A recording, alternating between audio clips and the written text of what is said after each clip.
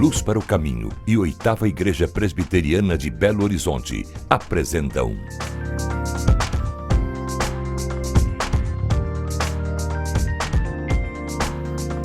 Cada Dia. Olá! A cada dia presenciamos ou escutamos histórias de violência entre os jovens. Por que eles se portam tão violentamente? Seria a agressividade algo que faz parte da adolescência? Por que os casos de violência entre os jovens aumentaram muito nos últimos tempos? A intolerância não sabe lidar com as diferenças e outros motivos têm gerado um quadro de violência grave, seja em casa, em lugares de lazer ou na escola. Cenas de alunos brigando entre si, agredindo professores ou sendo atacados por profissionais que deveriam ensiná-los são cada vez mais comuns nas redes sociais e em noticiários na TV. Uma reportagem realizada pela revista Nova Escola comenta sobre o estudo intitulado Mapa da Violência 2010, onde é apresentado um levantamento feito pelo Instituto Sangari de São Paulo entre os anos de 1997 e 2007. Neste trabalho, que tem como base de análise a taxa de homicídios de 5.564 municípios brasileiros, o total de assassinatos entre os jovens de 14 a 16 anos aumentou 30%. Essa situação, segundo a revista Escola, tem feito muitos pais e professores perguntarem o que fazer para reduzir essa escalada. Envolver eles em alguma ocupação.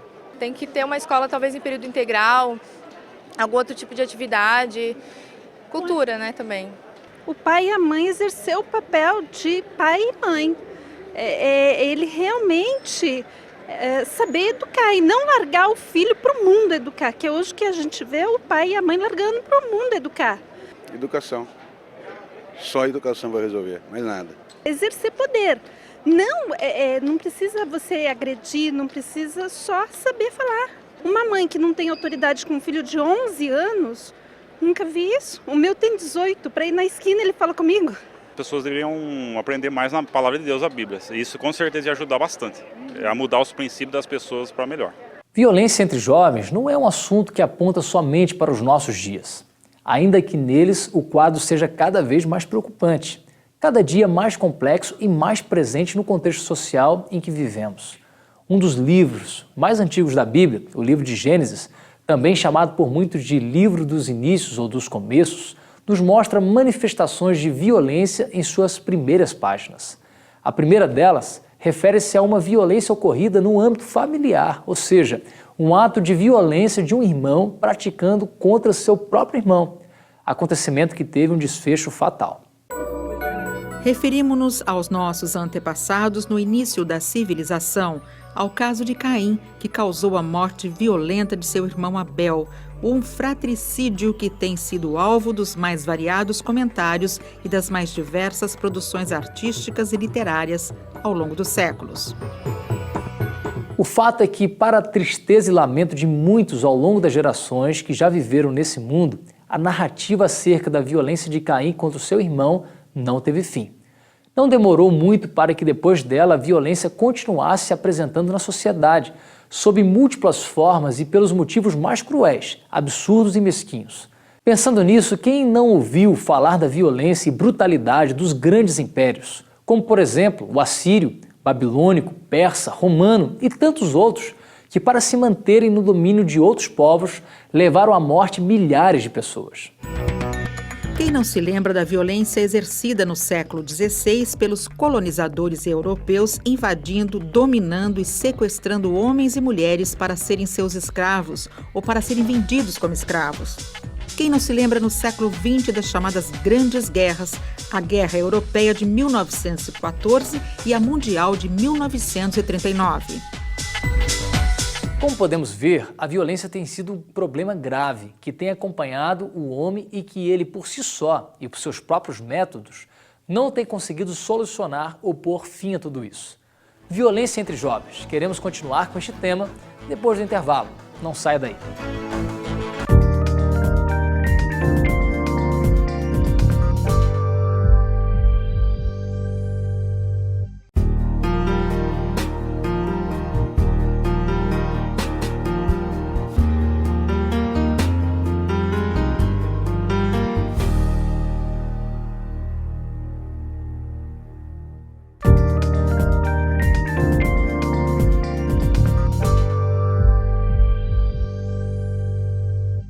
Violência entre jovens, este é o tema do programa Cada Dia de Hoje. Como falamos há pouco, a violência é um problema grave, que teve sua origem no começo do mundo e tem acompanhado a humanidade até hoje. Por mais que um homem se esforce, tenha projetos bem feitos, bem intencionados, nada consegue deter a violência que assola a humanidade. No caso do Brasil, a ocorrência de 50 mil homicídios por ano serve para mostrar a gravidade do problema e a necessidade urgente de se buscar soluções no sentido de se frear o máximo possível a violência, sem com isso fomentar ou gerar ainda mais violência.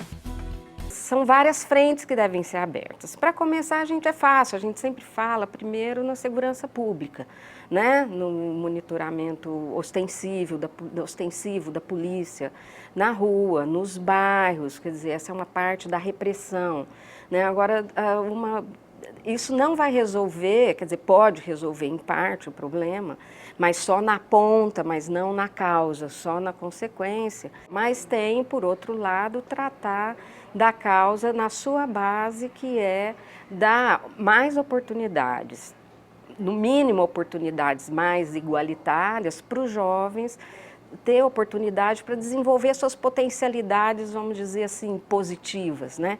Em termos de trabalho, de aprendizado, de esporte, de lazer, de afetividade, de saúde. Dentro deste enorme mundo de violência que a sociedade de nossos dias tem enfrentado, há sérios problemas associados à violência entre jovens. Nesse sentido, o Brasil tem apontado um diagnóstico alarmante e altamente desfavorável. Se acompanharmos os noticiários regularmente, veremos que, de quando em quando, atos de violência praticados por menores e por jovens das mais variadas classes sociais, em escala cada vez maior, são objetos de reportagem e de documentários, alguns meramente especulativos, exploradores do trágico e outros, entretanto, elucidativos e didáticos. Com relação a estes que têm o papel de conscientizar o público em geral no que diz respeito ao tema da violência entre os jovens, pode-se observar e aprender que impulsos de violência têm, em alguns casos, relação com as mudanças fisiológicas que ocorreram na passagem para a adolescência. A irritabilidade, a impaciência, são algumas das características notadas em muitos jovens e adolescentes. E isso tem uma explicação. Nessa fase da vida, o cérebro reduz a produção de serotonina, o neurotransmissor responsável pela sensação de bem-estar. Esse fator orgânico não deve ser desprezado, mas também não deve ser considerado como o principal impulso causador de atos de violência. Viver em um ambiente familiar agressivo, ter uma educação permissiva em excesso por parte dos pais, conviver em um ambiente sociocultural que estimule a agressividade e sofrer influência de filmes e jogos violentos são alguns exemplos de situações que podem induzir um jovem a cometer atos de violência.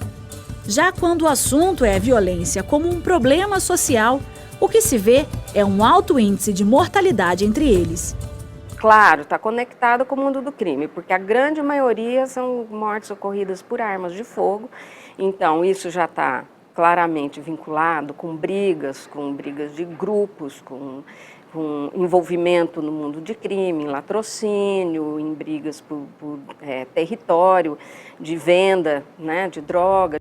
E qual motivo poderia ser apontado como uma das principais causas do envolvimento dos jovens no crime organizado?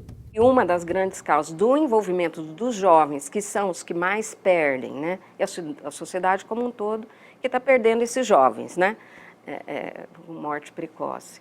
Mas é a grande desigualdade social, a falta de oportunidade de outros engajamentos sociais que não no crime, que sejam vantajosos aos olhos de um jovem e como ele vai se inserir na sociedade. Numa sociedade que é violenta, então o tratamento tem que ser na sociedade como um todo. Existem vários outros motivos que levam os jovens às práticas marcadas por atos de violência. Nesse sentido, ainda que a falta de uma estrutura familiar saudável não justifique a prática da violência, seja ela de que tipo for, a ausência numa família de relações paternas e maternas marcadas por atenção, comunicação, afeto e disciplina podem contribuir no sentido de uma criança ou um jovem ter comportamentos mais ou menos violentos. Há quem afirme que a desestrutura do lar é um fator presente em mais de 80% dos casos de delinquência juvenil. Isso tem levado muitos adolescentes carentes de autoafirmação a se aproximar de outros que vivem sob circunstâncias semelhantes. E não há como negar, violência gera mais violência. Também há quem imagine que o estabelecimento de uma lei que reduza a maioridade penal seja um meio de se reduzir os problemas da violência entre os jovens. Entretanto, essa medida normativa colocaria fim à violência entre os jovens? Não vai resolver. Não vai resolver. Crime é crime. 16, 18, 20 vão fazer a mesma coisa. Maioridade penal ser reduzida para 16 anos, 14, não adianta se essa criança não tiver uma estrutura boa desde pequenininho. Se uma criança hoje, com 16 anos, pode votar, ele pode responder pelos seus atos. E sem contar que, com 16, já sabe muito bem o certo e errado. Não tem essa de dizer assim, ainda é criança. Não, não é mais criança. Sabe o certo e errado, sabe que o que está fazendo é errado. Nós não podemos, em hipótese alguma, pensar que a redução da idade penal é a solução para todos os problemas da sociedade. Não é. Não irá reduzir a violência entre os jovens, os índices de criminalidade, entre outros fatores. Mas será um começo, né? Certamente será um começo, irá inibir. Eu sou definitivamente contra, né? E não sou contra porque eu apoio os menores infratores, né? Os adolescentes infratores. Pelo contrário, eu não vejo absolutamente nenhuma possibilidade de melhora desse jovem. Nós observamos simplesmente uma falta de responsabilidade do Estado em relação ao menor, né? A saúde, a educação, e aparece agora um clamor público de tentativa de segurança e uma falsa sensação de segurança, né?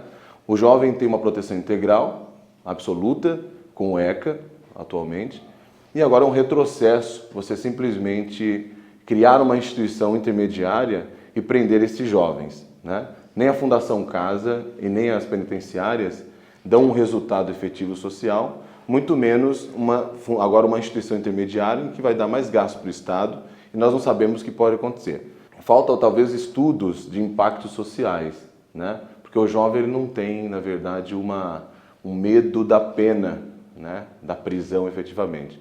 Ele só tem certeza da impunidade. Então o que nós precisaríamos exatamente fazer é trabalhar uma possibilidade de inclusão destes jovens, né? O Estado assumir um compromisso com eles e dar uma possibilidade de desenvoltura de determinadas potencialidades. Pelo que se pode ver, desde os tempos mais antigos, é que as leis, por mais bem elaboradas que sejam, não são capazes por si mesmas de impedir uma pessoa de praticar crimes.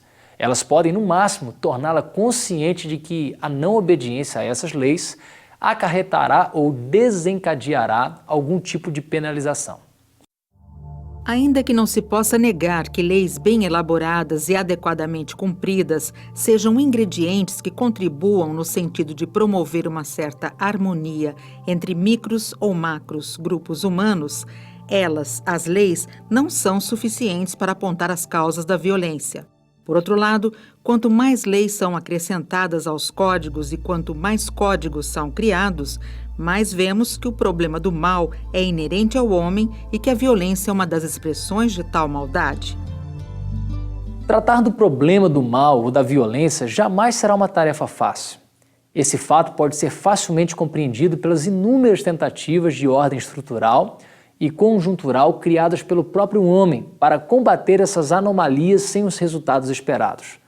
Mesmo assim, não se pode deixar de reconhecer que alguns esforços e algumas ações têm alcançado êxitos satisfatórios e até mesmo gerado transformações e mudanças significativas na vida de alguns jovens que viviam envolvidos com a violência. Felizmente, há casos de jovens que, mesmo vivendo em condições sociais marcadas pela violência, puderam receber auxílio de escolas públicas, onde sua direção soube reavaliar a postura dos funcionários e professores que nem mesmo sabiam como lidar com os adolescentes. Escolas que souberam investir na construção de um ambiente agradável para alunos e professores, na interação entre pais, professores e funcionários, visam a solução e enfrentamento de problemas em conjunto. Além dos bons exemplos de escolas, há também grupos de reabilitação e associações voltadas para o mesmo fim, ou seja, dar auxílio a quem esteve associado ou próximo à violência para que tal pessoa tenha não somente consciência de seus desdobramentos maléficos e fatais, mas que ela também tenha oportunidade de conviver em um ambiente onde a violência não é estimulada.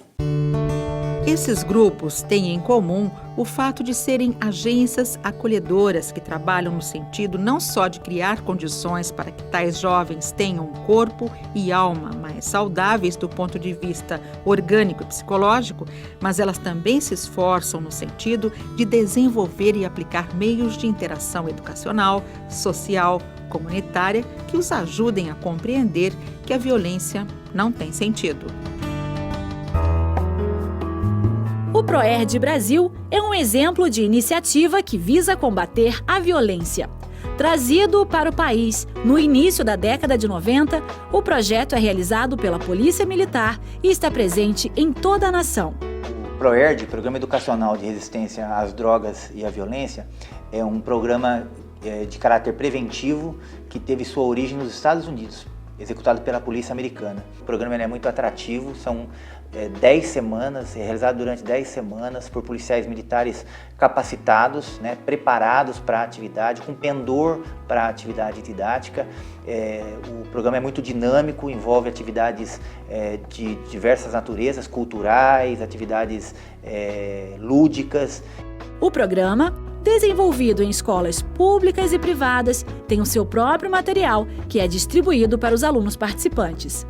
E sempre ao final de cada programa é realizada uma formatura, em muitos casos é a primeira formatura que o aluno tem a oportunidade de participar. Recebem também um diploma de conclusão do curso, uma medalha. Os alunos premiados com as melhores redações também recebem prêmios oferecidos por patrocinadores. No dia da formatura, existe um momento muito emblemático, muito simbólico, de grande importância, que é a hora do juramento do aluno, em que o aluno assume perante a sociedade, perante as autoridades, mas principalmente perante a sua família, que vai ficar longe das drogas e da violência. Então é um momento em que os pais acabam entendendo a filosofia do projeto e se sentindo comprometidos com ele.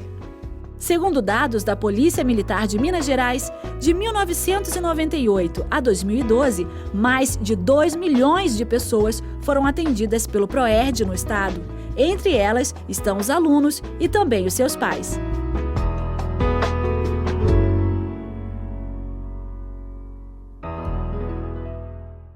Violência entre os jovens. Queremos continuar com este tema depois de um breve intervalo. E o pastor Jeremias trará para nós uma mensagem especial.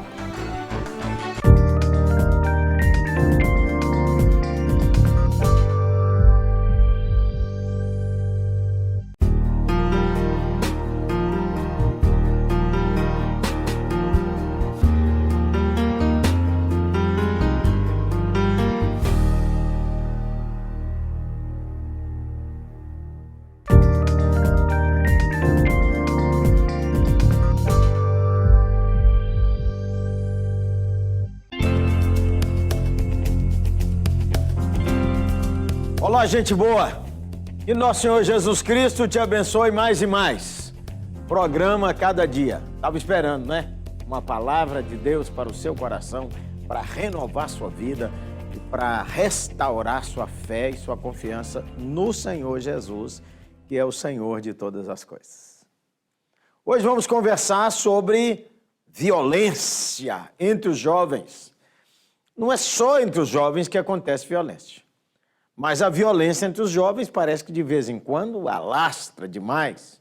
Especialmente nós tomamos um susto quando há brigas de tribos nas ruas, quando há brigas de torcidas organizadas, onde as pessoas, as cenas são brutais, as cenas mexem demais com nossa alma.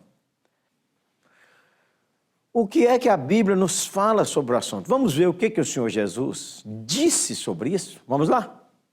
Marcos, capítulo 7, verso de número 21. Porque de dentro do coração do homem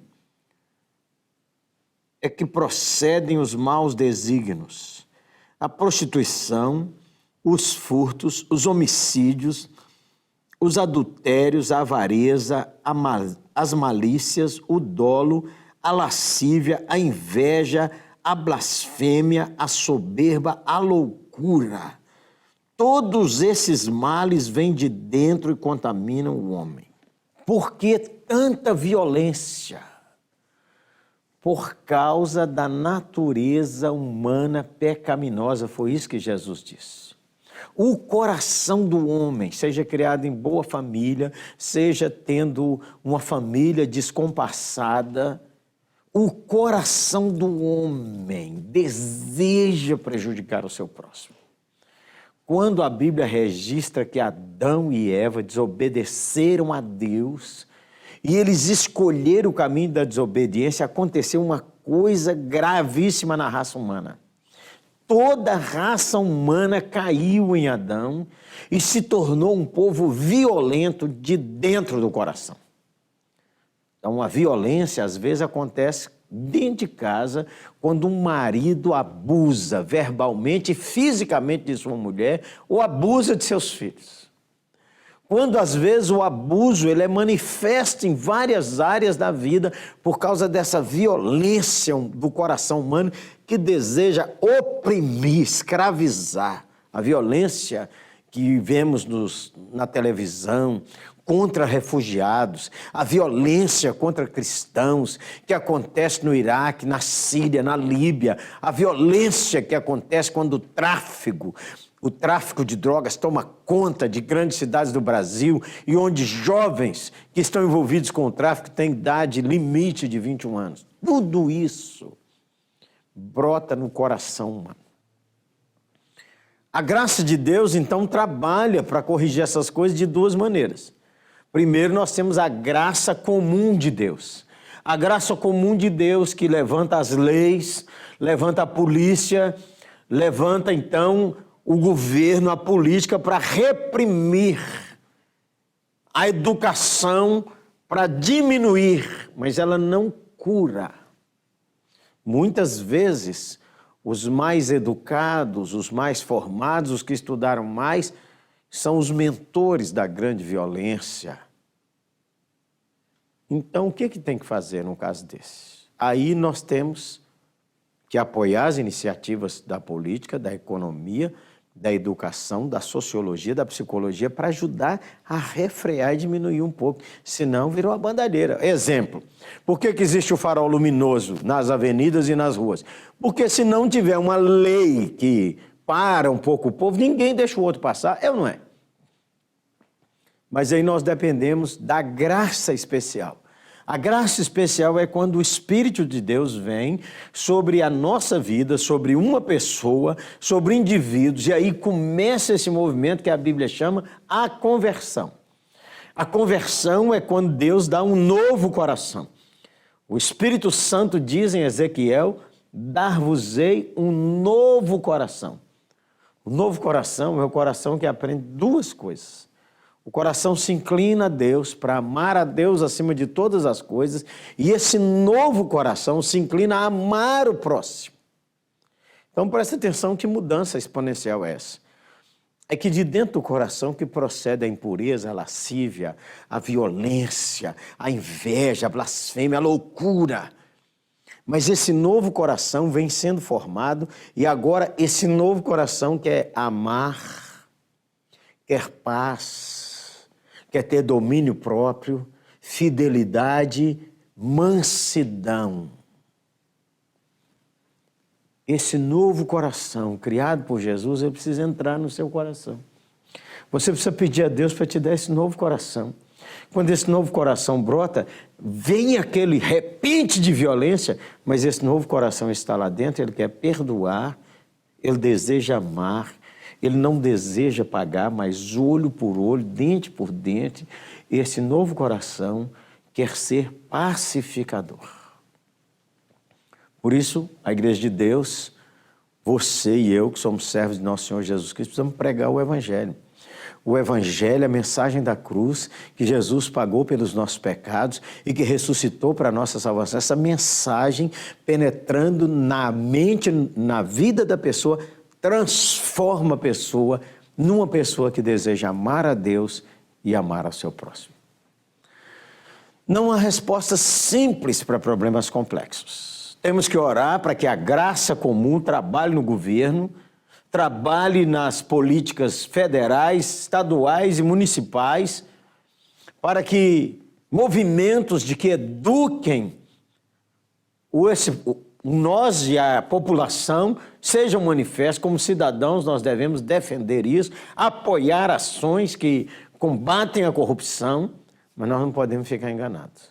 O que transforma nossa sociedade começa aí dentro de você, que é a mudança de dentro para fora, quando Jesus Cristo nos transforma em novas criaturas. Eu convido você, nessa hora, a render sua vida a Jesus e pedir a Jesus para lhe dar um novo coração, coração regenerado, coração transformado, coração que é inspirado por Jesus, diz o poeta cristão. E como fruto desse novo coração, eu declaro a paz de Cristo e te abençoo, meu irmão. Esse coração que vai amar a Deus acima de todas as coisas, que vai aprender a amar o próximo. Só Jesus pode lhe dar e pode dar a qualquer indivíduo. Vamos orar? Senhor, nossa alma sente mesmo tristeza ao ver tanta violência no mundo. Como o Senhor mesmo disse, esse coração, essa natureza ante Deus, quer explorar o seu próximo e vive de costas para Deus. Senhor, rogamos que o Senhor nos dê esse novo coração. E agora, onde cada um está ouvindo essa palavra, o Senhor podia fazer um milagre, que é quando o Senhor inclina e transforma-nos de tal maneira que as novas disposições do nosso coração sejam disposições que amem a Jesus acima de todas as coisas e aprendem a amar o nosso próximo. Oramos assim, em favor de cada um de nós. Oramos em favor da nossa sociedade. Oramos em favor do governo. Oramos por políticas, por ações que diminuam a violência e oramos pela juventude para que encontre um propósito em Jesus, nosso Senhor, em nome de quem oramos. Amém e amém. Então, gente boa, fala com a gente, hein? Dá uma luzinha para nós, dizendo como é que está chegando aí o programa Cada Dia. O feedback é bom. Uma resposta nos ajuda a melhorar, tá bom? Ou então manda um e-mail, tá aí nossa página. Você é bem-vindo. Agora, se você é de BH ou estiver visitando Belo Horizonte, vá à 8ª Igreja Presbiteriana. Ao lado do Hotel Minas, em frente ao Minas Shopping. Todo domingo, 7 da manhã, 9, 11, 17, 19 e 30. Seja bem-vindo, hein? Aguardo você lá. Um abraço, hein, gente boa? Seja um pacificador. Amém?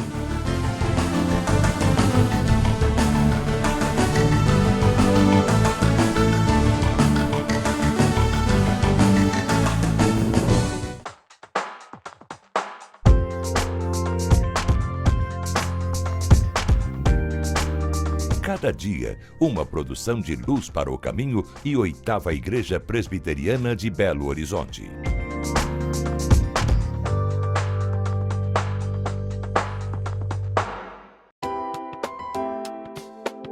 Cada dia um livreto com meditações curtas para todos os dias do ano. Contém um texto da Bíblia e uma oração.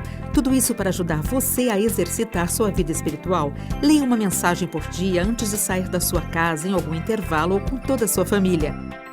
Ligue para 0800 119 105 para receber gratuitamente em sua casa o primeiro exemplar do Cada Dia. Comece bem o seu dia lendo Cada Dia.